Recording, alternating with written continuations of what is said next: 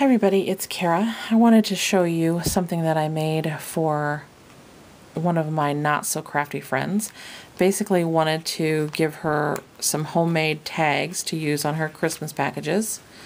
So I made those, and they're pretty basic. I didn't want to do anything too fancy. Basically I used a Sizzix die that had the shape tag in 3 sizes, and I used the 2 smaller ones. But I wanted to find a cute way to kind of package the little tags to send to her. So I came up with this little booklet, and that's what I wanted to show you. I do want to stress that I'm not really going to go into too much detail about the measurements of this booklet because you can make it any size. I made a size that worked for what I was doing. I had 25 tags to house, so that's kind of what I based my size on. Mine is 6 by 11.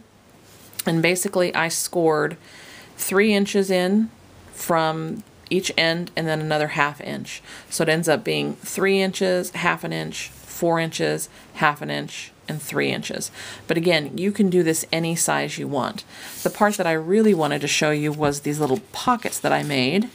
I have been seeing these on other people's videos in mini albums that they had made, but I have never seen the actual video that showed how to do it. So I don't know if my method is the same or different, but I just wanted to show you what I came up with. I took the piece of pattern paper that I was going to use on the sides to put the tags in, and I flipped it over, and I decided how I wanted my little pockets spaced. And so for this one, I decided I wanted it about 1 inch. Again, the measurement doesn't really matter. You can make the choice and do it however you want. So I took my ruler, measured out about 1 inch, put a little dot down so I could see where that was at. So you can see those. Maybe. And then I flipped it over and I took my ruler and I measured out a line that was approximately, started at the same place on both sides. So I had approximately the same amount of space left. And I just did it 5 times to draw those lines. Then I took my crocodile and used the small hole punch and punched out a hole at each end on both sides of each line, like so. Then I went back to my handy dandy little lined ruler, and if you don't have one of these guys of some kind, you should get one. And then I put it right next to the line, held it down really, really well, and I took my X-Acto knife and I cut through the paper. Then I moved it a little bit, you can see, just a teeny bit, right? And I did the exact same thing again with the X-Acto knife, cutting out a strip of the paper. Okay? Then I wanted to obviously attach it to the cardstock that I used, which I used a pretty heavy duty cardstock. This is Paper Tray ink because I wanted it to kind of hold up.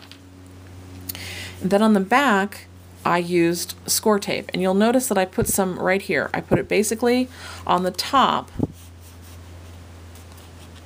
or I guess you could say near the bottom depending on how you want to look at it, but basically right above each one of these slits in the paper. And I did that because I wanted something to stop the tags or whatever you're going to put in the pocket from going down any further. I didn't want it to slide, like this tag to go all the way down to here. I wanted it to stay in this little pocket, this little space. So there's a piece of score tape right here above the pocket, right here above the pocket, right here above the pocket, and so on. And you can see that here. Okay? And that will help keep whatever it is you want to put in the little pocket from sliding all the way down. And so then basically I just did that for all 3 sides. That's the interior of it.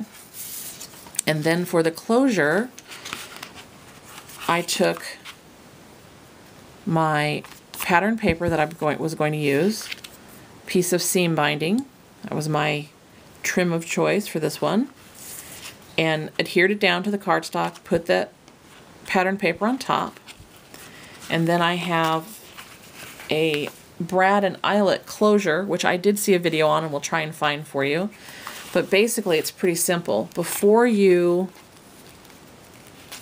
adhere this piece of the pattern paper, punch a hole in the front, take an eyelet, any brad, like so, put the eyelet basically upside down. Hopefully you can see that. Put the brad through it. Put the brad through the punch in the paper that you made, the little hole, like so.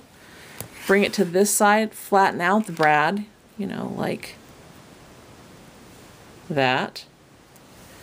I would put a little bit of an adhesive down, and then you could put the paper right on top and you don't even see it. And so you have that nice little closure right there.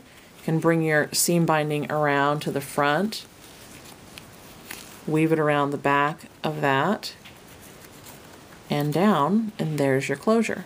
Like I said, I did see this on someone else's video, so I will try and find the link to that to give them credit.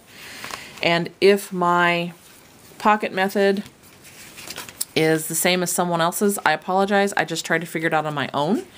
If you have any questions about it, leave them down below. I'd be happy to get back to you. I hope you give this a shot in any little mini that you're making, because I think it's a cute little pocket that you can pretty easily create. And I hope wherever you're at, you're having a great day. Bye.